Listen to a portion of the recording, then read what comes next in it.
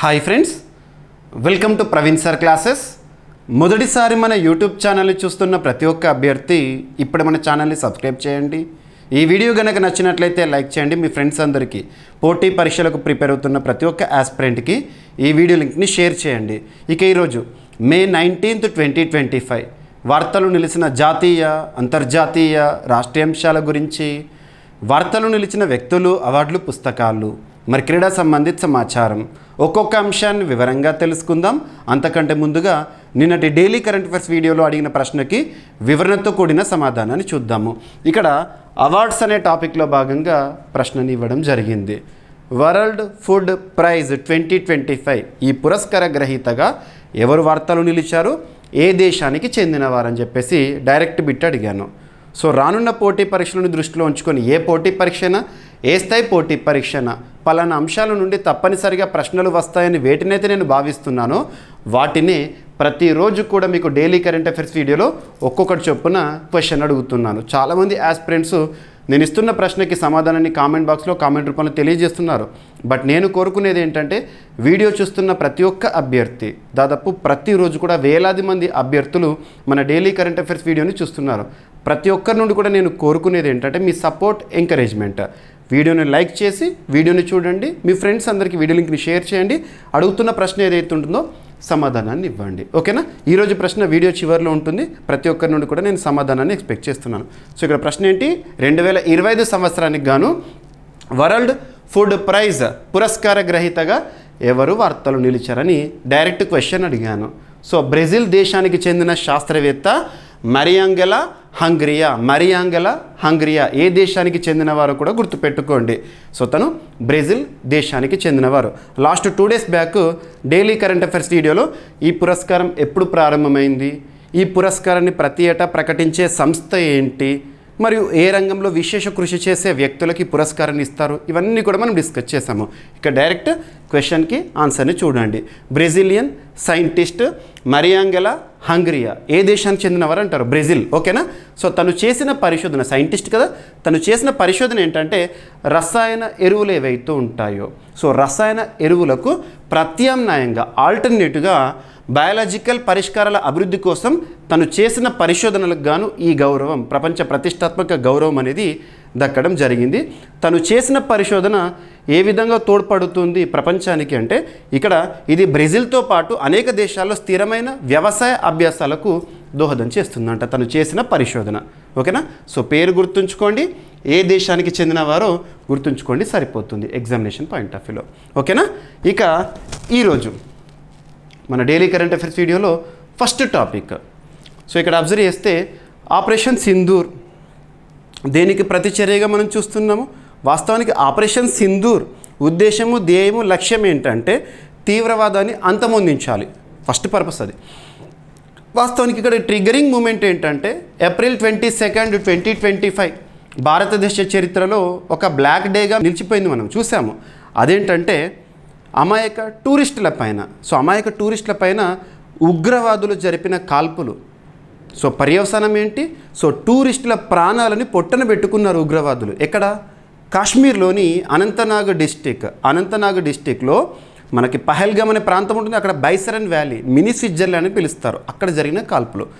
దానికి ప్రతిచర్యగా మే 7వ తేదీ, గుర్తుంచుకోండి, మే 7వ తేదీన భారత ప్రభుత్వము పాకిస్తాన్లోని మరియు పాక్ ఆక్యుపైడ్ కాశ్మీర్లోని 9 ప్రాంతాల్లో ఉగ్రవాద స్థావరాలు ఏవైతే ఉంటాయో, ఉగ్రవాద కార్యకలాపాలు జరుగుతున్న ప్రాంతాలు ఏవైతే ఉంటాయో, ఉగ్రవాద శిక్షణ శిబిరాలు ఏవైతే ఉంటాయో వాటిని పేల్చేసాం. మనం మిసైల్స్తో పేల్చేసాము.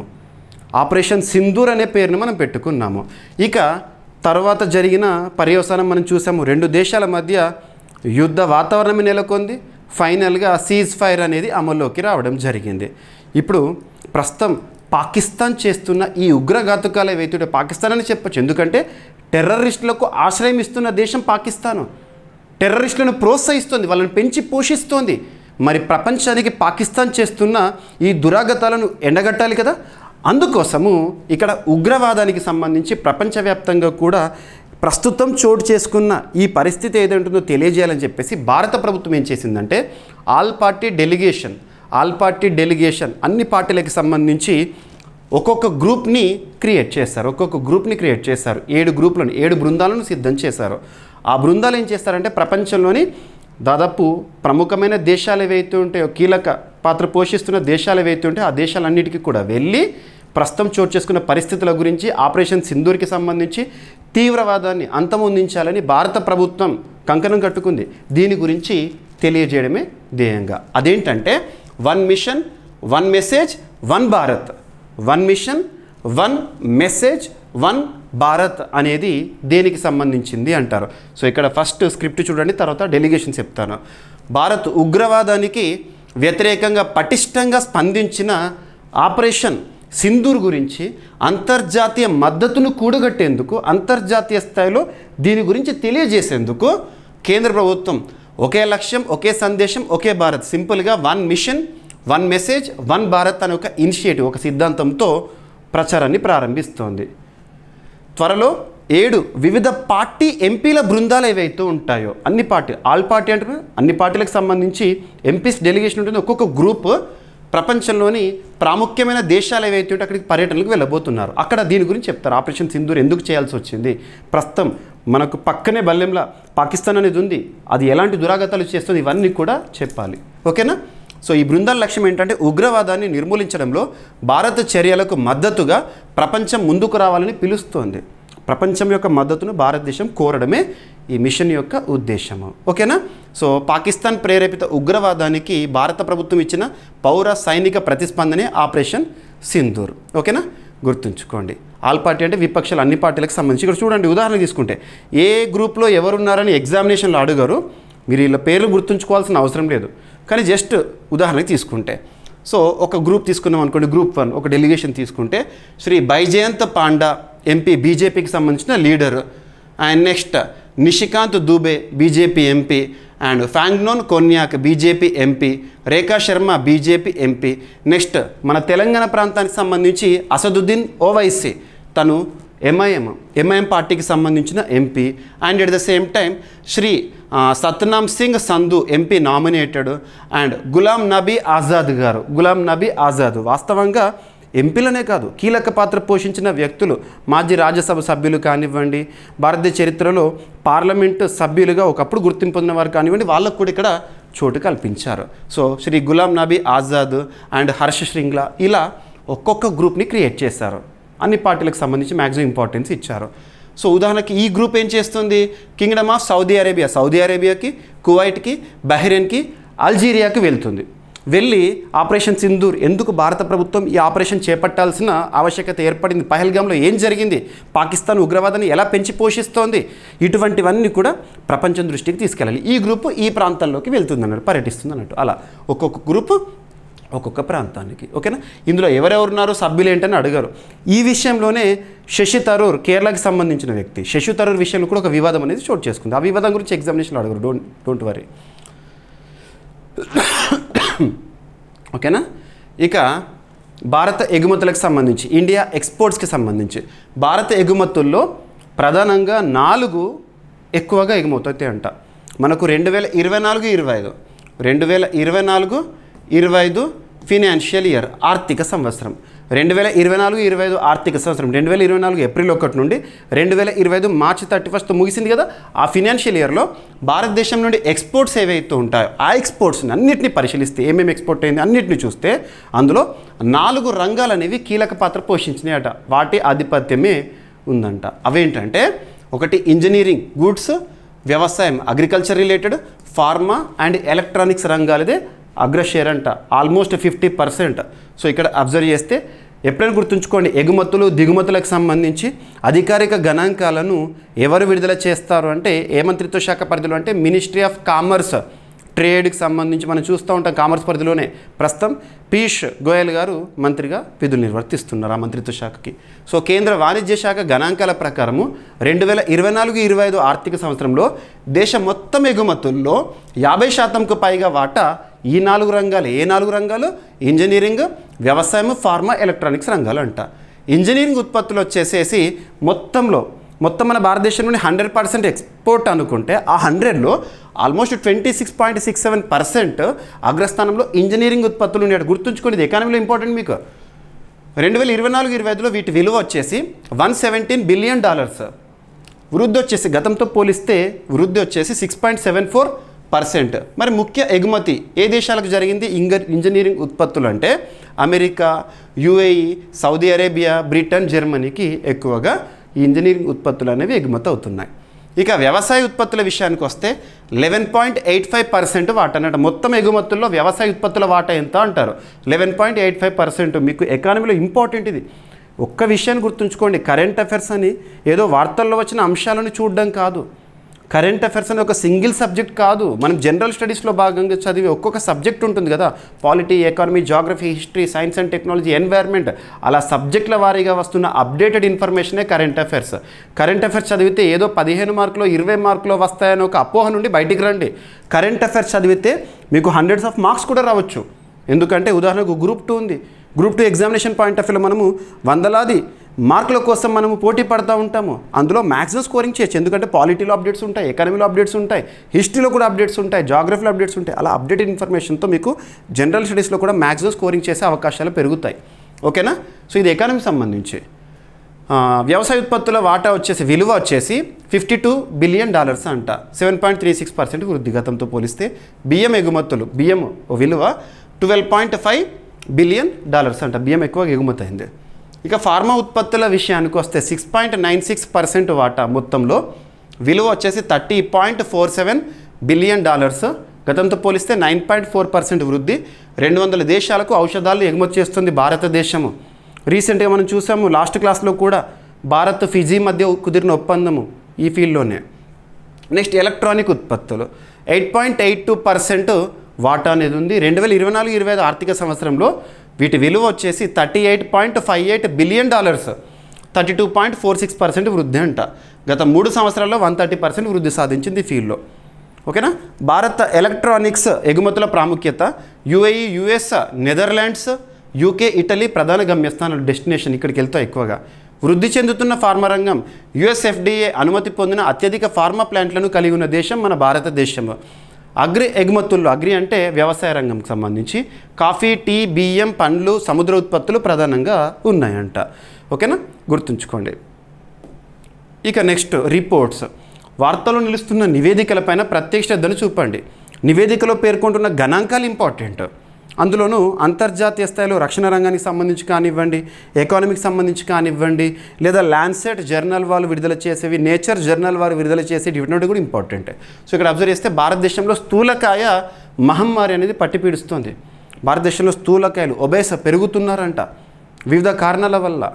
రానున్న రోజుల్లో ఇదే ఒక పెద్ద సమస్యగా అవతరించనుంది భారతదేశంలో అని చెప్పేసి ఈ ల్యాన్సెట్ ఒక రిపోర్ట్ ఇచ్చింది. సో 2050 నాటికి 45 కోట్ల మందికి మించి బాధితులు ఉంటారట, ఒబేస్ పేషెంట్స్. దీనివల్ల హృద్రోగ సమస్యలు కానివ్వండి, షుగరు, బీపీ ఇలాంటివన్నీ కూడా పెరుగుతాయి ఒబేస్ తోటి. ఓకేనా? సో ఇక్కడ ప్రఖ్యాత వైద్య జర్నల్ ల్యాన్సెట్ వారు ప్రచురించిన తాజా అధ్యయనం ప్రకారం భారత్లో స్థూలకాయ మహమ్మారి ఆందోళనకరంగా విస్తరిస్తోంది. 2050 నాటికి దేశ జనాభాలో సుమారు 44.9 కోట్ల మంది స్థూలకాయలుగా మారే ప్రమాదం ఉందంట. ఇందులో 88.8 కోట్ల మంది పురుషులు అండ్ 23.1 క్రోర్స్ విమెన్ ఉంటారంట. ఇది నిశ్శబ్ద సునామీలా విస్తరిస్తోందని నిపుణులు హెచ్చరిస్తున్నారు. సో స్థూలకాయ సమస్య, ఊబకాయ సమస్య లేదా ఒబెసిటీ ప్రాబ్లం అనేది పెరగబోతోంది. ఇవన్నీ నెంబర్స్, ఆ నెంబర్స్ గుర్తుంచుకోండి. సో ప్రధాన కారణాలు ఏంటంటే టైప్ 2 డయాబెటీస్, గుండె సంబంధ వ్యాధులు, ఫ్యాటీ లివరు, హార్మోన్ల లోపము, వ్యంధ్యత్వము, క్యాన్సర్లు దీనివల్ల కాన్సిక్వెన్స్. ఇది కేవలం అధిక ఆదాయ వర్గాల్లో కాకుండా గ్రామీణ ప్రాంతాలు, అల్పాదాయ వర్గాల్లో కూడా వేగంగా వ్యాపిస్తోంది. స్థూలకాయం అంటే ఇదేంటి ఒక అబ్జర్వ్ చేస్తే ఆరోగ్య సంబంధ సమస్యగా చైతన్యం అవసరమని వైద్య నిపుణులు కూడా చెప్తున్నారు. ఓకేనా? గుర్తుంచుకోండి. స్థూలకాయానికి అంతర్జాతీయంగా సూచిక ఏంటంటే బాడీ మాస్ ఇండెక్స్ చూస్తాం మనం. బాడీ మాస్ ఇండెక్స్ అది ఎంతకు తక్కువ ఉండాలి? 30కి తక్కువగా ఉండాలి. ఓకేనా? గుర్తుంచుకోండి. ఇక నెక్స్ట్ సైక్లోన్ శక్తి. మీరు నిన్న ఈరోజు వార్తాపత్రికలో చూస్తూనే ఉన్నారు. సైక్లోన్ మన ప్రాంతంలో తుఫాన్ అంటాం కదా, తుఫాను రానున్న 10 రోజుల పాటు కూడా వాతావరణంలో మార్పులు సంభవించబోతున్నాయి. సో వర్షం కానివ్వండి, హైదరాబాద్ సిటీ ఇటువంటి ప్రాంతాల్లో వర్షం ఎక్కువ చూస్తాము, కోస్టల్ ఏరియాస్లో ఎక్కువగా చూస్తాము. ఈ శక్తి సైక్లోన్ అనేది ఎక్కడ ప్రభావితమైందంటే బంగాళాఖాతము. ఓకేనా?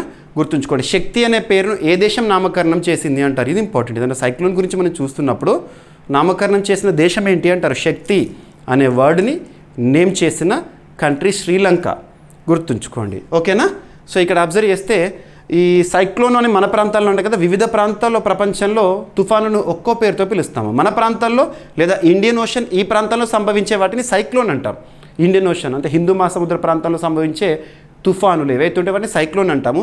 ఈ ఆస్ట్రేలియా, ఈ డౌన్ పసిఫిక్ ప్రాంతం ఏదైతే ఉంటుందో సదర్న్ ఆస్ట్రేలియా ప్రాంతము, ఆ ప్రాంతాల్లో సంభవించే వాటిని మనము విల్లీస్ అంటాము. ఇక వెస్టర్న్ పసిఫిక్ ప్రాంతంలో సంభవించే వాటిని ఏమంటామంటే మనము టైఫూన్ అంటాము. టైఫూన్ మనకి చైనా ఈ ప్రాంతాల్లో టైఫూన్ అనే పేరుతో పిలుస్తాము.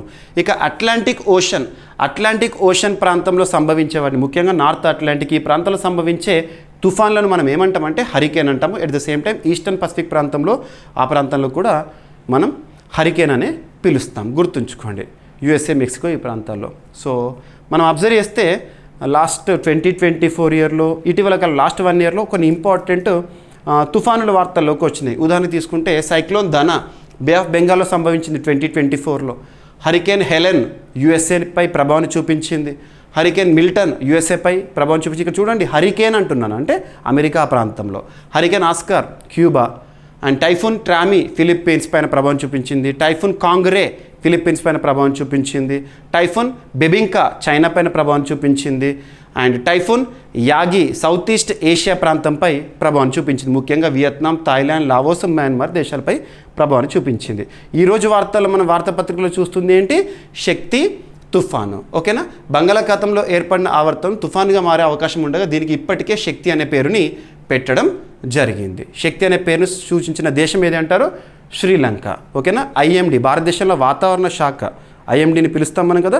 సో రీసెంట్గా మనము జనవరి 15, 16 ఆ డేస్లో సెలబ్రేషన్స్ చూస్తాము. ఐఎండి ఏర్పాటై 150 ఇయర్స్ సెలబ్రేషన్స్ అని అలాంటివి. ఓకేనా. సో చూడండి ఇండియన్ మెట్రలాజికల్ డిపార్ట్మెంట్.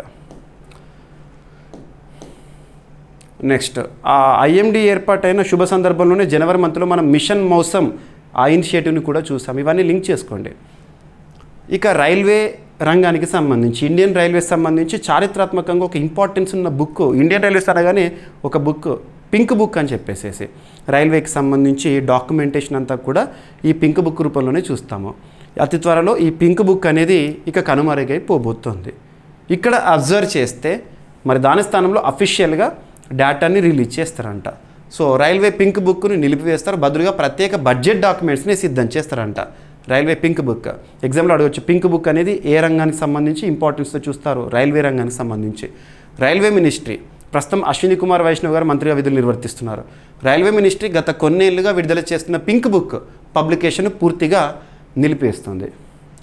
ప్రతి జోను, ప్రొడక్షన్ యూనిట్కు సపరేట్ బడ్జెట్ డాక్యుమెంట్స్ తయారు చేయడం ద్వారా మరింత స్పష్టత, ట్రాన్స్పరెన్సీ తీసుకురావడమే దీని వెనుకున్న లక్ష్యము. ఈ కొత్త డాక్యుమెంట్లలో రెవెన్యూ, వర్కింగ్ ఖర్చులు, మూలధన ఖర్చులు, ఇతర ప్రాజెక్టుల వివరాలు కూడా ఉంటాయంట. ఇక అదనపు సమాచారాన్ని చూస్తే పింక్ బుక్ యూనియన్ బడ్జెట్ తర్వాత రైల్వే మినిస్ట్రీ విడుదల చేసే వార్షిక డాక్యుమెంట్. జోన్ల వారీగా ప్రాజెక్టుల ఖర్చుల వివరాలు అందించేదే పింక్ డాక్యుమెంట్ లేదా పింక్ బుక్. ఇందులో ఉండే అంశాలు ఏంటంటే లైన్ డబ్లింగ్ అండ్ మెటిగేజ్ కన్వర్షన్, కొత్త రైల్వే లైన్ల గురించి, అండ్ బ్రిడ్జ్లు, స్టేషన్ అభివృద్ధి గురించి, సేఫ్టీ మెజర్స్ గురించి, మెయింటెనెన్స్ మొదలైనవి ఇందులో పేర్కొంటారు. ఇక రైల్వే బడ్జెట్ యూనియన్ బడ్జెట్తో పాటు కలిపి ప్రవేశపెడుతున్నారు కదా ఆర్థిక శాఖ మంత్రి వారు 2017 నుండి. 2017లో కేంద్ర బడ్జెట్తో విలీనమైనప్పటికీ పింక్ బుక్ రూపంలో జోన్ల వారీగా ప్రత్యేకంగా ఖర్చుల వివరాలు అందించడం కొనసాగుతుంది. పింక్ బుక్ సింపుల్గా రైల్వే బడ్జెట్ని పింక్ బుక్గా పిలిచేవాళ్ళం, కానీ ఇప్పుడు రైల్వే బడ్జెట్ సపరేట్గా ప్రవేశపెడతలేం కాబట్టి ఆ రైల్వే రంగానికి కేటాయించిందంతా కూడా పింక్ బుక్ రూపంలో మాత్రం అందుబాటులో ఉంటుంది. ఆ పింక్ బుక్ని తీసేసి ఇప్పుడు ప్రత్యేకంగా బడ్జెట్ డాక్యుమెంట్స్ని రిలీజ్ చేస్తారంట. ఓకేనా. ప్రస్తుత నిర్ణయం డిజిటలైజేషన్, ఫలితాల ఆధారిత నిర్వహణ లక్ష్యంగా పింక్ బుక్ను రద్దు చేసి ప్రమాణీకృత విభాగాల వారీగా సమాచారం అందించే కొత్త విధానం అమలు చేస్తారంట. ఇక మన కరెంట్ అఫైర్స్లో భాగంగా వివిధ ప్రాంతాల గురించి లేదా హిస్టారికల్ ఇంపార్టెన్స్ ఉన్న మాన్యుమెంట్స్ గురించి ఇవన్నీ చూస్తూ ఉన్నాము. లేదా తవ్వకాల్లో బయటపడిన ఎక్స్కవేషన్స్ ఏవైతే ఉంటాయో ఆర్కియలాజికల్ తవ్వకాలు అటువంటివి.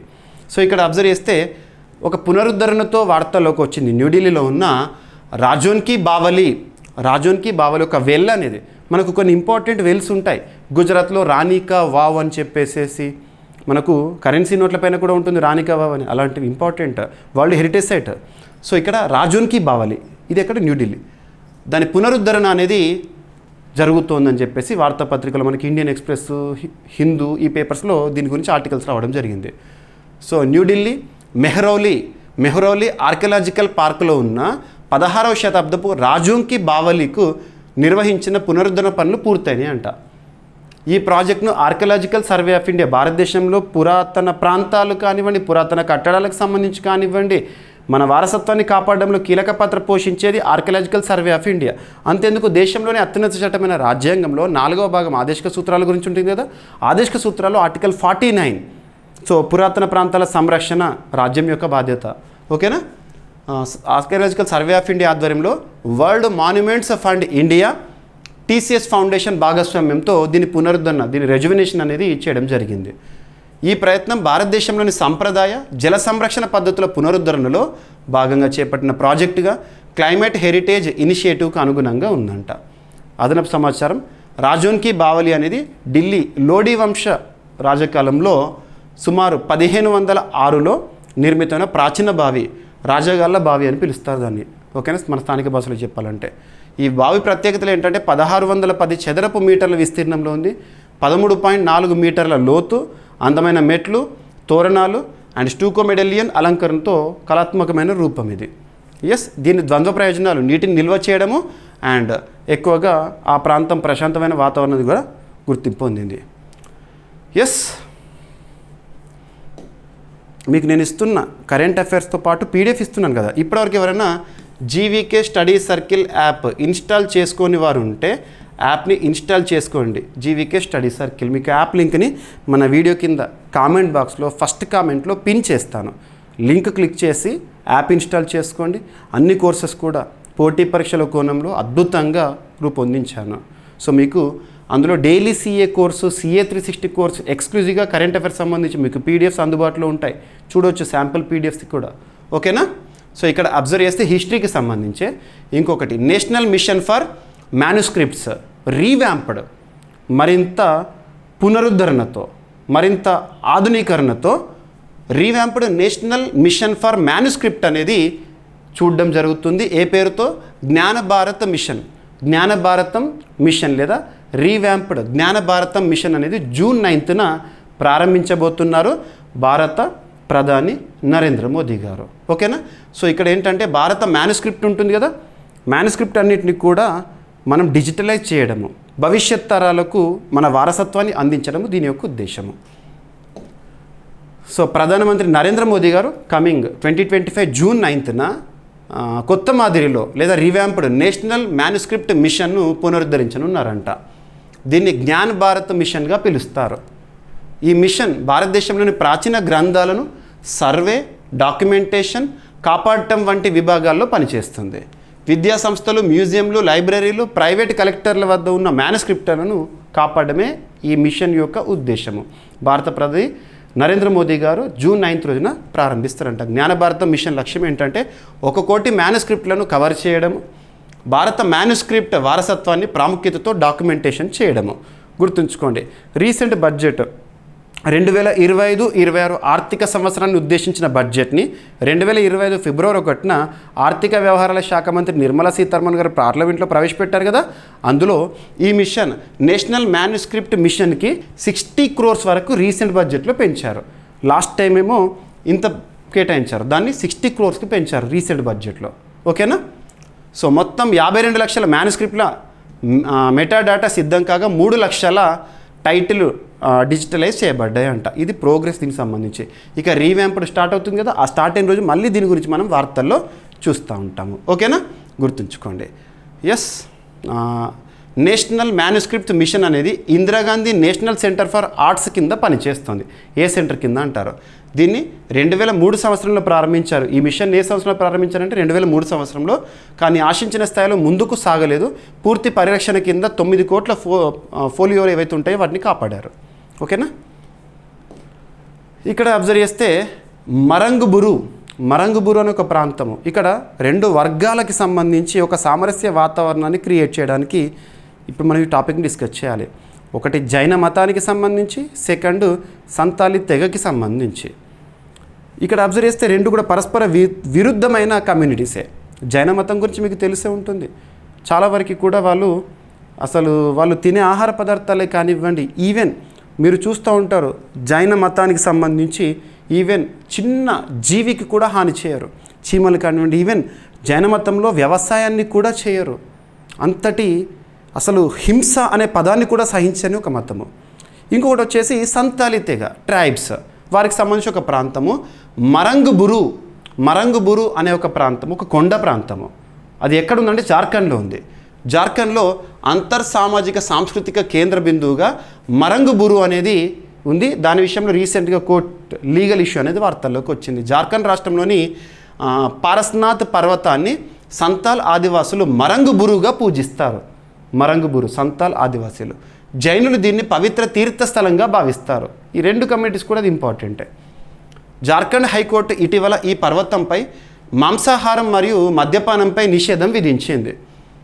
ఇది రెండు సముదాయాల మధ్య ఎన్నాళ్ళుగానూ ఉన్న ఒక మత పరస్పర సంఘర్షణకు సంబంధించిందంట. ఇటీవల వార్తల్లోకి వచ్చిన మరంగుబురు ఎక్కడ ఉంది, ఏ రెండు వర్గాల మధ్య ఇటీవల చాలాసార్లు వివాదాస్పదంతో వార్తల్లోకి వస్తుంది అంటారు. ఓకేనా. దీనిపైన మాంసం అనేది జంతు హింస అనేది నిషేధించడం జరిగింది రీసెంట్గా. ఓకేనా. మద్యపానము మాంసాహారం అనేది నిషేధించారు దీనిపైన కోర్టు. ఇక జైన మత విశిష్టత, పారస్నాథ్ పర్వతం వద్ద 24లో మనకు జైన తీర్థంకరాలు ఉంటారు కదా 24, అందులో 20 మంది తీర్థంకరులు మోక్షాన్ని పొందారంటే అక్కడ. అది ఎవరు నమ్ముతారు? జైన మతస్థులు నమ్ముతారు ఈ మరంగుబురు ప్రాంతము. సో సంతాల్ సంప్రదాయం ఏంటంటే మరంగుబురును దైవంగా భావించి తన సాంస్కృతిక అస్తిత్వానికి ప్రధానంగా పూజిస్తారు. గిరిజన వేడుకలు అంటే మనం చూస్తూ ఉంటాం నేచర్ ఆధారంగా. 1855 సంతాన్ హుల్ తిరుగుబాటు, ఈ పర్వతం ఆదివాసుల వంచన దాడులకు వ్యతిరేకంగా పోరాట చిహ్నంగా నిలిచిందట. అంతటి పవిత్రత ఉన్న ప్రాంతం, అందులోనూ జార్ఖండ్ ట్రైబల్ స్టేట్. ఓకేనా. ఎస్. ప్రస్తుత విభేదాలు ఏంటంటే పర్వతంపై మాంసాహారాన్ని నిషేధించాలన్న జైనుల అభ్యర్థనను వ్యతిరేకంగా సంతాలు తమ ఆచారాల పరిరక్షణ కోసం నిరసన వ్యక్తం చేస్తున్నారు. సో ట్రైబ్స్ కాబట్టి అక్కడ మాంసము లేదా జంతువులు ఇటువంటి నడుస్తాయి. జైన మతస్థులేమో హింసనే సహించరు. సో రెండింటికి సంబంధించి ఈ పవిత్ర ప్రాంతం అనేది తరచూ న్యూస్లోకి వచ్చింది. ఇక నెక్స్ట్ ఆసియా ఖండంలోనే మొట్టమొదటి అనే అంశంతో నేపాల్కి సంబంధించి యాలా గ్లాషియర్ ఇటీవల వార్తల్లోకి వచ్చింది. ఇటీవల యాలా గ్లాషియర్ వార్తల్లోకి వచ్చింది. ఆసియా ఖండంలోనే మొట్టమొదటి glacier to receive funeral ceremony. కామన్గా ఫ్యూనరల్ సెరమనీ అంటే ఏంటి? మనం చనిపోయిన వాళ్ళకు చేసే అంత్యక్రియలు ఉంటాయి కదా, అంత్యక్రియలు మనం ఫ్యూనరల్ సెరమనీ అంటాము. ఒక గ్లాషియర్కి ఫ్యూనరల్ సెరమనీని చేయడం జరిగింది ఆసియా ఖండంలోనే మొదటిసారి. సూపర్లేటివ్ టాపిక్ ఇది. సో వాతావరణ మార్పు ప్రభావం ఎలా కనబడుతుందంటే గ్లాషియర్స్ కానివ్వండి ఇవన్నీ కూడా కరిగిపోతున్నాయి, మంచు ఖండాలే కరిగిపోతున్నాయి, గ్లాషియర్స్ అన్నీ మెల్ట్ అయిపోతున్నాయి. సో దానికి చిహ్నంగా చూడొచ్చు మనం ఇప్పుడుగా. నేపాల్లో యాలా గ్లాషియర్ ఆసియా ఖండంలోనే మొదటిసారి ఒక అంత్యక్రియలను ఎదుర్కొంటూ వార్తల్లోకి వచ్చింది. దాని ఘన నివాళి రీసెంట్గా చేశారు.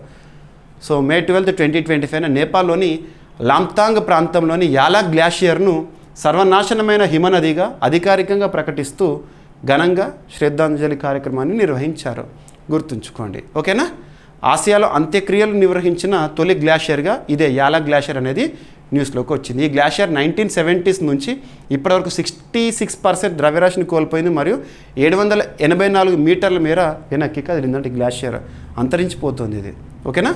గుర్తుంచుకోండి. ప్రపంచంలో మరి వరల్డ్లోనే ఆసియా ఖండంలోనే ఇప్పుడు మొట్టమొదటిసారి ఇలాంటి అంత్యక్రియలు లేదా ఫ్యూనరల్ సెరమనీని ఎదుర్కొని యాలా గ్లాషియర్ నేపాల్ది న్యూస్లోకి వచ్చింది. మరి ప్రపంచంలోనే మొట్టమొదట ఇలాంటి ఫ్యూనరల్ సెరమనీని ఎదుర్కొన్న గ్లాషియర్ ఏది అంటే ప్రపంచంలో తొలి గ్లాషియర్ ఐస్లాండ్లోని ఓక్జోకుల్ గ్లాషియర్ 2019లో ఫ్యూనరల్ సెరమనీని ఎదుర్కొంది. ఎస్. సో ఇక్కడ సుందర్బన్స్, మనకి మడ అడవులు అంటేనే సుందర్బన్స్ గుర్తొస్తాయి. సుందర్బన్స్ అంటేనే వెస్ట్ బెంగాల్ గుర్తొస్తుంది.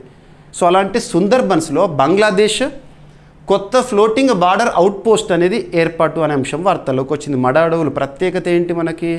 సో కామన్గా కోస్టల్ ఏరియాలో మడ అడవులు ఉంటే ఏంటంటే మనకు కోస్టల్ ఎరోజన్ని అడ్డుకుంటాయి, ఎట్ ద సేమ్ టైం ఫ్లడ్స్ని కూడా కంట్రోల్ చేసే విధంగా ఉంటాయి. అందుకే ఈ మడ అడవుల పెంపకం కోసం మనం మిస్టీ ఇనిషియేటివ్ ఇలాంటివి భారత ప్రభుత్వం చూస్తుంది. సో ఇక్కడ అబ్జర్వ్ చేస్తే సుందర్బన్స్లో బంగ్లాదేశ్ కొత్త ఫ్లోటింగ్ బార్డర్ అవుట్ పోస్ట్ ఏర్పాటు. సుందర్బన్స్ ప్రాంతంలో స్మగ్లింగ్, అక్రమ రవాణా, అటవీ సంపద దోపిడీని ఎదుర్కోవడానికి బంగ్లాదేశ్ బార్డర్ గార్డ్ కొత్తగా ఫ్లోటింగ్ అవుట్ పోస్ట్ని ఏర్పాటు చేసింది. సో ఇది భారత్తో సరిహద్దులో ఉన్న రాయ్ మంగోల్ నది అండ్ బోయ్సింగ్ కాలువ సమీపంలో నిర్మించబడింది. ఢాకాకు సుమారు 300 కిలోమీటర్ల దూరంలో ఇది ఉందంట. ఈ ఫ్లోటింగ్ అవుట్ పోస్ట్ నీటి మార్గాల గస్తీ నిఘా భద్రత కోసం నిర్మించబడింది.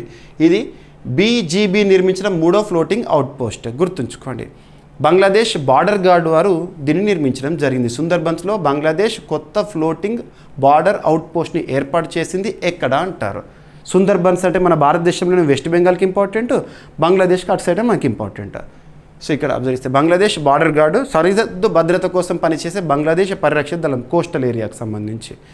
భారత్ బంగ్లాదేశ్ సరిహద్దు పొడవు అందులో 180 కిలోమీటర్స్ నదీ సరిహద్దే ఉంది.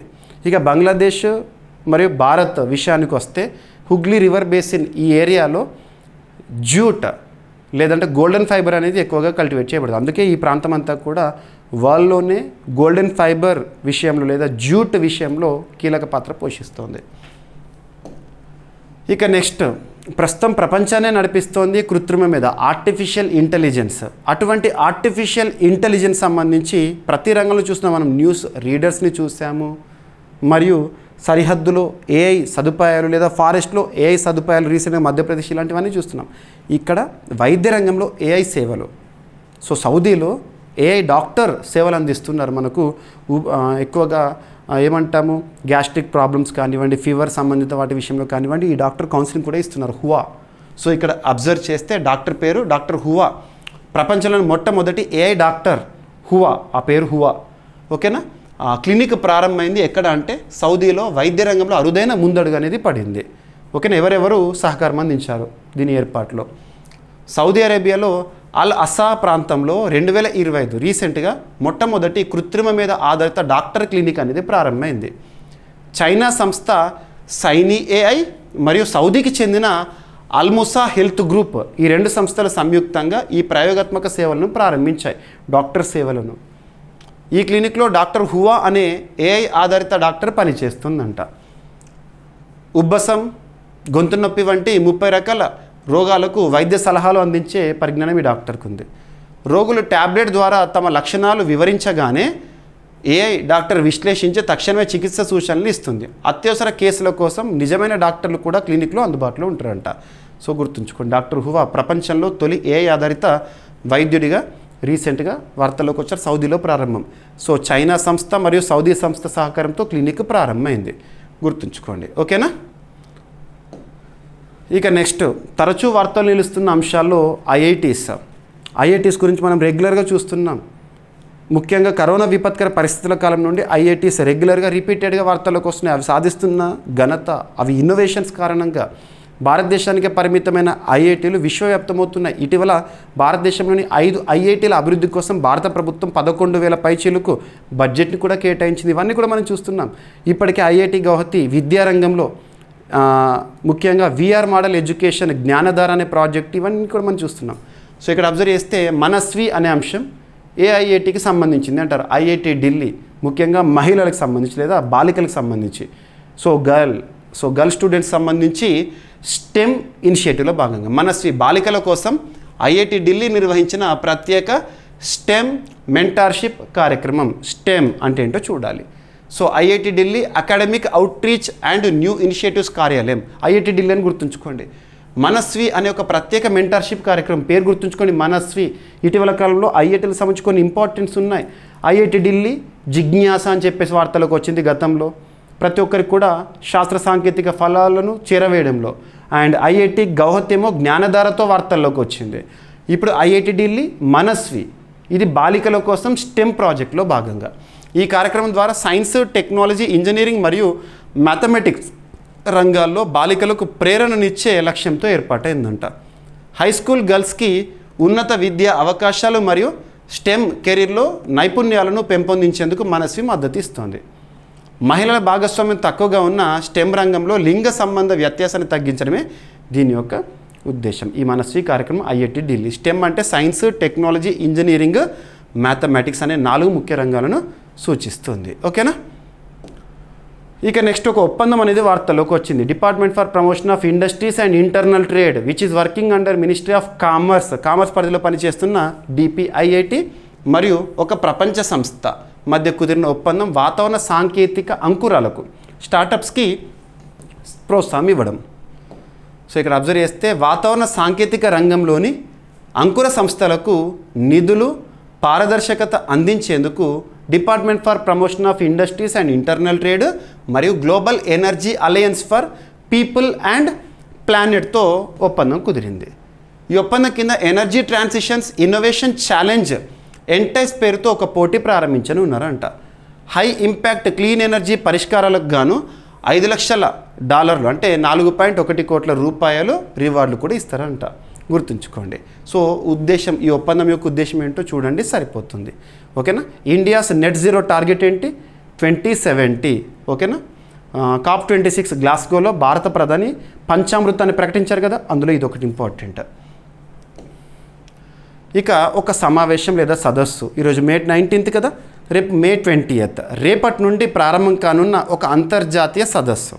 సో ఈ సదస్సు దేనికి సంబంధించింది? So 17th Langkawi international maritime and aerospace exhibition. Maritime అంటే సముద్ర సంబంధిత, ఏరోస్పేస్ ఎగ్జిబిషన్ లీమా 2025లో భారతీయ ప్రతినిధి బృందం బయలుదేరింది. రేపటి నుండి సమావేశం అనేది ప్రారంభం కాబోతోంది. ఓకేనా. సో ఇక్కడ ఈ సమావేశం యొక్క థీమ్ వచ్చేసి ఇన్నోవేట్ టుడే థ్రైవ్ టుమారో అనే థీము. ఈ సమావేశం లేదా సదస్సు May 20 నుండి 24 వరకు జరుగుతుంది. ఓకేనా. సో ఇక్కడ అబ్జర్వ్ చేస్తే May 20 నుండి 24 వరకు మలేషియాలోని లాంకావి అనే ఒక ప్రాంతంలో జరగనున్న 17th లాంకావి అంతర్జాతీయ నౌకా ఏరోస్పేస్ ప్రదర్శన లీమా 2025లో రక్షణ శాఖకు సంబంధించి సహాయ మంత్రి గారు పార్టిసిపేట్ చేయనున్నారు. బృందంతో వెళ్ళడం జరిగింది. ఈ ప్రదర్శనలో భారతీయ పెవిలియన్ కూడా మంత్రి గారు ప్రారంభించనున్నారు. ఇండియా పెవిలియన్ అంటే అక్కడ భారతదేశానికి సంబంధించి ప్రత్యేక ఎగ్జిబిషన్ ఏర్పాటు చేస్తారు, మన వస్తువులను కానీ నౌకలను కానివ్వండి. ఓకేనా. మజ్గావ్ డాక్ అండ్ BDL కానివ్వండి, HAL కానివ్వండి, BEML, గ్లైడర్స్ ఇండియా, ఇటువంటి పబ్లిక్ సెక్టార్ సంస్థలు ఏవైతే ఉంటాయో అవన్నీ కూడా ఆ పెవిలియన్లో ప్రదర్శనని ఇస్తాయి. ఇండియన్ నేషనల్ షిప్ మరియు డోర్నియర్ విమానం కూడా ఈ షోలో పాల్గొంటుంది. ఓకేనా. ఈ ఎగ్జిబిషన్ పేరేంటి? లాంకావి ఇంటర్నేషనల్ మ్యారిటైమ్ ఏరోస్పేస్ ఎగ్జిబిషన్. ఇది మొదటి ఎడిషన్ 1991లో స్థాపితమై ప్రతి 2 ఏళ్ళకి ఒకసారి మలేషియాలో జరిగే ఆసియా పసిఫిక్ ప్రాంతంలో అత్యంత ప్రతిష్టాత్మకమైన డిఫెన్స్ ఎగ్జిబిషన్. సో లీమా 25 ఇక్కడ అబ్జర్వ్ చేస్తే 1991లో స్థాపితమైంది ఎగ్జిబిషన్ అనేది, లేదా ఒక వేదిక, ఒక సదస్సు అనేది ప్రతి 2 ఏళ్ళకి ఒకసారి జరుగుతుంది. ఈ సంవత్సరం 17th ఎడిషన్. ఏ రంగానికి సంబంధించి అంటారు? ఆసియా పసిఫిక్ ప్రాంతంలో అత్యంత ప్రతిష్టాత్మక డిఫెన్స్ ఎగ్జిబిషన్. ఓకేనా. గుర్తుంచుకోండి. ఇక నెక్స్ట్ రీజనల్ ఇష్యూస్ని కనుక మనం పరిశీలిస్తే తిరుపతిలో దాదాపు 500 కోట్ల రూపాయల ఖర్చుతో ఒక అధునాతన సౌకర్యాలతో ఇంట్రా మోడల్ బస్ టెర్మినల్ నిర్మాణానికి ప్రణాళిక చేశారు. సో తిరుమల తిరుపతి, ప్రపంచంలోనే తిరుపతి లేదా తిరుమలకుండే క్రేజ్ మనం కొత్తగా చెప్పాల్సిన అవసరం లేదు. అక్కడ ప్రత్యేకంగా బస్ స్టాండ్ ప్రాంతంలో సో 500 కోట్ల రూపాయలతో ఇంట్రా మోడల్ బస్ టెర్మినల్ నిర్మాణం అంట. 500 కోట్ల రూపాయలతో బస్ స్టాండ్ నిర్మాణం సింపుల్గా. సో తిరుపతిలో ప్రస్తుతం ఉన్న బస్టాండ్ స్థానంలో ఇంట్రా మోడల్ బస్ టెర్మినల్ నిర్మించనున్నారు. ఇది బస్సులు, హోటళ్ళు, పార్కింగ్, వాణిజ్య విభాగాలకు సమగ్రంగా కూడుకొని ఉంటుందట అన్నీ కూడా అక్కడ. ఈ ప్రాజెక్టు కోసం దాదాపు 500 కోట్ల రూపాయల ఖర్చు అవుతుంది. సెల్లార్లో 2 అంతస్తుల బైక్లు, కార్ల పార్కింగ్కు వినియోగించనున్నారంట. సో అధునాతనమైన సౌకర్యాలతో ఇంట్రా మోడల్ ట్రాన్సిట్ సిస్టమ్ మన ఆంధ్రప్రదేశ్లో వాస్తవానికి ఇంత పెద్ద ఎత్తున మొదటిసారి ఏర్పాటు అవబోతుంది తిరుపతిలో. ఓకేనా. ఇక తెలంగాణకు సంబంధించి తెలంగాణ గెలుచుకున్న 2 పురస్కారాలు. ఆసియా ఉద్యాన ప్రదర్శనలో తెలంగాణకు 2 పురస్కారాలు వచ్చినాయి. దేనికి సంబంధించి చూస్తే సరిపోతుంది. ఆసియా వ్యవసాయ ప్రదర్శనలో తెలంగాణకు గౌరవం, ఉత్తమ ఉద్యాన ప్రదర్శనకు పురస్కారాలు రావడం జరిగింది. మధ్యప్రదేశ్ రాజధాని భోపాల్లో నిర్వహించిన ఆసియా వ్యవసాయ ఉద్యాన ఆహార సాంకేతిక ప్రదర్శనలో తెలంగాణ ఉద్యాన శాఖకి 2 ప్రతిష్టాత్మక పురస్కారాలు లభించినాయి అంట. తెలంగాణ స్టాల్కు ద్వితీయ బహుమతి లభించగా ఉద్యాన ఉత్పత్తుల ఆరోగ్య పర్యావరణ ప్రయోజనాలను పటిష్టంగా వివరించినందుకు ఉత్తమ ప్రదర్శన పురస్కారం అనేది రావడం జరిగింది. సో తెలంగాణ ప్రభుత్వం 120కి పైగా ఉద్యాన ఉత్పత్తులను ప్రదర్శించి ఆకట్టుకుంది. ఓకేనా. గుర్తుంచుకోండి. May 16న మధ్యప్రదేశ్లో ఈ అంశం అనేది మనం చూడడం జరిగింది. పురస్కారాల ప్రధానోత్సవం జరిగింది. తెలంగాణ దేశంలో ఉద్యానవన ఉత్పత్తుల్లో ప్రముఖ రాష్ట్రము. ముఖ్యంగా పండ్లు, కూరగాయలు, పూల ఉత్పత్తులు దేశంలో ప్రముఖ కేంద్రాలు తెలంగాణ కూడా ఒకటి. ఇక ఒక వ్యక్తి తెలంగాణ గురించి డిస్కస్ చేస్తున్నాను కాబట్టి ఇక్కడ డిస్కస్ చేస్తున్నాను. మీకు తెలంగాణ ఉద్యమ చరిత్రలో ఇంపార్టెంట్, ఎందుకంటే మీరు ఉద్యమ చరిత్రలో సెకండ్ పార్ట్ మనము మొబిలైజేషన్ ఫేజ్, ఆ ఫేజ్లో నక్సలైట్ మూవ్మెంట్ గురించి చూస్తూ ఉంటాము. జగిత్యాల జైత్రయాత్ర ఇలాంటివి చరిత్రలో, తెలంగాణ చరిత్రలో నక్సలైట్ మూవ్మెంట్ అనేది ఇంపార్టెంట్. అటువంటి నక్సలైట్ మూవ్మెంట్లో మనం చదివిన ఒక వ్యక్తి ఇటీవల మరణిస్తూ వార్తల్లోకి వచ్చారు. జగిత్యాల జైత్రయాత్ర అనగానే గుర్తొచ్చే ఒక వ్యక్తి నారాయణ గారు ఇటీవల కన్నుమూస్తూ వార్తల్లోకి వచ్చారు. సో ప్రముఖ నక్సలైట్ ఉద్యమకారుడు, జగిత్యాల జైత్రయాత్ర నిర్మాతల్లో ఒకరైన పండుగ నారాయణ గారు మే 15న అనారోగ్య సమస్యలతో మరణించారంట. 1968లో విద్యార్థిగా ఉద్యమానికి లోనై కొంతకాలం ప్రైవేట్ స్కూల్ నడిపిన అనంతరం నక్సలైట్ ఉద్యమంలో కీలక పాత్ర పోషించాడు. జగిత్యాల జైత్రయాత్ర అనే కీలక పాత్ర ఇది 1970sలో రైతు కూలీల సమరాలను దిశానిర్దేశం చేసిన ప్రజా ఉద్యమంగా నిలిచింది. జగిత్యాల జైత్రయాత్ర తెలంగాణ ఉద్యమం చదివిన ప్రతి ఒక్కరు కూడా తెలిసి ఉంటుంది అది. ఓకేనా? ఎస్. ఇక నెక్స్ట్, ప్రస్తుతం తెలంగాణ వేదికగా మనం చూస్తున్నాము మిస్ వరల్డ్ కాంపిటీషన్స్. అందాల భామలు మన హెరిటేజ్ని ప్రచారం చేస్తున్నారు. వరంగల్ రామప్ప ఆలయ దర్శనం కానివ్వండి, చార్మినార్ వద్ద హెరిటేజ్ వాక్ కానివ్వండి, ఇవన్నీ కూడా చూస్తున్నాం. 72nd Miss World competitions Telangana ఆతిథ్యంలో జరుగుతుంది. తెలంగాణ జరూర్ ఆనా, ఆ లోగో గురించి అన్నీ కూడా మనం చూస్తాము ప్రారంభంలోనే. సో ఇక్కడ అందులో భాగంగా మిస్ వరల్డ్ కాంపిటీషన్స్లో భాగంగా ఒక ఈవెంట్ రీసెంట్గా ముగిసింది. మిస్ వరల్డ్ స్పోర్ట్స్ ఛాలెంజ్ 2025 విజేతగా ఎలిసా రాన్మా గారు నిలిచారు. తను ఎస్తోనియాకు చెందిన వ్యక్తి. ఓకేనా? సో మిస్ వరల్డ్ పోటీలు అంటే ఏదో అందాల ప్రదర్శనే కాదు, అక్కడ స్పోర్ట్స్ ఈవెంట్స్ ఇవన్నీ కూడా జరుగుతాయి. అందులో ఒక సెగ్మెంట్ స్పోర్ట్స్కి సంబంధించి. సో హైదరాబాద్ గచ్చిబౌలి ఇండోర్ స్టేడియంలో జరిగిన మిస్ వరల్డ్ స్పోర్ట్స్ ఛాలెంజ్ 2025 పోటీల్లో మిస్ వరల్డ్ ఎస్తోనియా ఎలిసా రాన్మా విజేతగా స్వర్ణ పథకాన్ని గెలుచుకున్నారంట. గుర్తుంచుకోండి, సరిపోతుంది. ఇక సెకండ్ ఎవరు, థర్డ్ ఎవరు అవసరం లేదు. ఇక క్రీడలుగా బ్యాడ్మింటన్, చదరంగం, షాట్ పుట్, స్ప్రింట్ పోటీలు నిర్వహించగా 108 దేశాల సుందరిమల నుంచి ఎంపికైన ఫైనలిస్టులు పాల్గొన్నారు. ఓకేనా? గుర్తుంచుకోండి. ఇక ఈరోజు ప్రశ్న. సో ప్రతి ఒక్కరి నుండి కూడా నేను సమాధానాన్ని ఎక్స్పెక్ట్ చేస్తున్నాను. సో భారత ప్రభుత్వము ప్రతి సంవత్సరం ఏ తేదీన ఆయుర్వేద దినోత్సవంను జరుపుకోవాలని అధికారికంగా ఇటీవల గుర్తిస్తూ గెజిట్ని కూడా విడుదల చేసింది. సో ఆ డేట్ ఏంటో రాయండి. అంతకుముందు ఆనవాయితీగా ఎప్పుడు జరుపుకునే వాళ్ళం, ఇక యాక్యురేట్గా ఏ డేట్న జరుపుకోవాలని. ఓకేనా? మీకు రీసెంట్ క్లాస్లో కూడా నేను ఎక్స్ప్లెయిన్ చేస్తాను. ప్రతిరోజు కూడా మీకు ఇస్తున్న డైలీ కరెంట్ అఫైర్స్ వీడియో ఏదైతే ఉంటుందో ప్రతిరోజు చూడండి. మన కరెంట్ అఫైర్స్ ప్రిపరేషన్ అనేది ఎప్పుడు కూడా కొనసాగుతూనే ఉండాలి. ఒక్కరోజు కూడా బ్రేక్ ఉండొద్దు. నేను ఒక్కరోజు కూడా బ్రేక్ తీసుకోవట్లేదు, మీకోసం అందిస్తూనే ఉన్నాను. సో నేను ఎలా అయితే మీకు కన్సిస్టెన్సీగా ఇస్తున్నానో మీరు కూడా ప్రతిరోజు ఒక డెడికేటెడ్ టైం వీడియో కంప్లీట్ చేయండి చూడడము. ఓకేనా? సో ఇక ఈరోజు టాపిక్స్ని మనం క్విక్ రివిజన్ చేస్తే, సో ఫస్ట్ ఆపరేషన్ సింధూర్ ప్రపంచవ్యాప్తంగా మద్దతు కోరడానికి భారత ప్రభుత్వం ప్రారంభించిన 1 మిషన్ 1 మెసేజ్ 1 భారత్. అండ్ భారత ఎగుమతుల్లో ఇంజనీరింగ్, వ్యవసాయం, ఫార్మా, ఎలక్ట్రానిక్స్ రంగాల ఆధిపత్యం అంట. అండ్ భారతదేశంలో స్థూలకాయ మహమ్మారి అనేది పెరుగుతుంది. 2050 నాటికి భారతదేశంలో 45 కోట్ల మందికి మించి స్థూలకాయలు ఉండబోతున్నారంట. సో సైక్లోన్ శక్తి శ్రీలంక నామకరణం చేసింది. నెక్స్ట్ రైల్వే పింక్ బుక్ అనేది నిలిపివేతతో వార్తల్లోకి వచ్చింది. బదులుగా ప్రత్యేక బడ్జెట్ డాక్యుమెంట్స్ని పబ్లిష్ చేయబోతున్నారు. ఇక రాజోన్ కి బావలి పునరుద్ధరణతో జీవం పొందిన ఒక వారసత్వం రీసెంట్గా వార్తల్లోకి వచ్చింది, మనకు న్యూఢిల్లీలో ఉంది. అండ్ జ్ఞాన భారతం మిషన్ అనేది రీసెంట్గా వార్తల్లోకి వచ్చింది, రీవ్యాంప్డ్ వర్షన్. అండ్ నెక్స్ట్ మరంగుబురు 2 వర్గాలకి కూడా ఇంపార్టెన్స్ ఉన్న ఒకటి జార్ఖండ్లో జైన మతానికి సంతాల్కి సంబంధించి. అండ్ నేపాల్లోని యాలా గ్లాషియర్కు అంత్యక్రియలు అనే అంశం వార్తల్లోకి వచ్చింది. ఆసియాలో ఇలాంటి సెరమనీతో తొలిసారి ఒక గ్లేషియర్. అండ్ సుందర్బన్స్లో బంగ్లాదేశ్ కొత్త ఫ్లోటింగ్ బార్డర్ అవుట్పోస్ట్ని ఏర్పాటు చేసింది. అండ్ ప్రపంచంలో మొట్టమొదటి ఏఐ డాక్టర్ క్లినిక్ అనేది ప్రారంభమైంది. సౌదీ వైద్య రంగంలో ఒక ఇన్నోవేషన్ ఇది. మనశ్రీ బాలికల కోసము ఐఐటి ఢిల్లీ నిర్వహించిన ప్రత్యేక స్టెమ్ కార్యక్రమం, మెంటర్షిప్ కార్యక్రమం. అండ్ వాతావరణ సాంకేతిక అంకురాలకు department for promotion of industries and internal trade and GAPP ఒక ప్రపంచ సంస్థ మధ్య కుదిరిన ఒక ఒప్పందము. And 17th Langkawi international maritime and aerospace exhibition మలేషియాలో.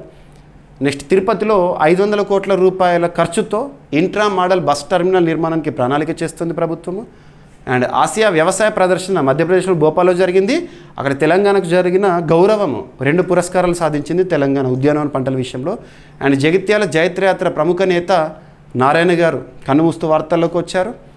And miss world sports challenge 2025 విజేతగా ఎలిస్ రాన్మా ఎస్తోనియాకు సంబంధించిన మహిళ. సో భారత ప్రభుత్వం ప్రతి సంవత్సరం ఏ తేదీన ఆయుర్వేద దినోత్సవం జరుపుకోవాలని అధికారికంగా నిర్ణయించింది. సో ఈ ప్రశ్నకి సమాధానం రేపటి క్లాస్లో ఎక్స్ప్లెనేషన్ చూద్దాము. కానీ నేను కోరుకునేది ప్రతి ఒక్కరి నుండి కూడా సమాధానము కామెంట్ బాక్స్లో. ఈ వీడియో పట్ల మీ ఫీడ్బ్యాక్ ఇవ్వండి, మీ ఇన్పుట్ ఇవ్వండి, తీసుకుంటాను.